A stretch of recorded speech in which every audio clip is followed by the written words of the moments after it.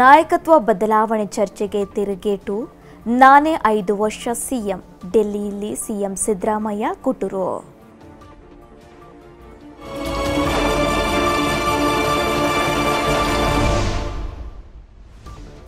MUDA site ಹಂಚಿಕೆ ಪ್ರಕರಣ September 4ಕ್ಕೆ ಅರ್ಜಿ ವಿಚಾರಣೆ ಮುಂದೂಡಿಕೆ.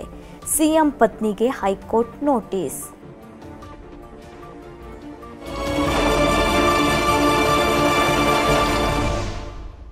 ಹಾಸನದಲ್ಲಿ ಹಠಾತ್ ಸಾವು. 75%ಕ್ಕಿಂತ ಹೆಚ್ಚು ಮಂದಿ ಹೃದಯ ಸಂಬಂಧಿ ರೋಗದಿಂದ ಬಳಲುತ್ತಿದ್ದರು. ಆರೋಗ್ಯ ಸಚಿವ ದಿನೇಶ್ ಗುಂಡೂರಾವ್ ಮಾಹಿತಿ.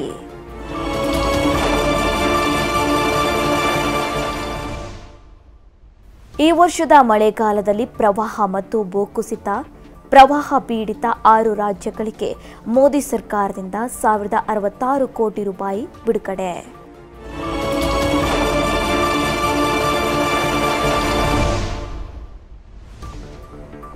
ವಡೋದರದಲ್ಲಿ ಸೇತುವೆ ಕುಸಿತ ಪ್ರಕರಣ.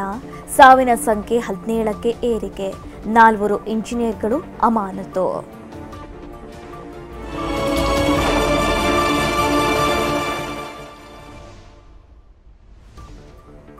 ನೈಋತ್ಯ ಮಾನ್ಸೂನ್ ಮತ್ತೆ ಚುರುಕು.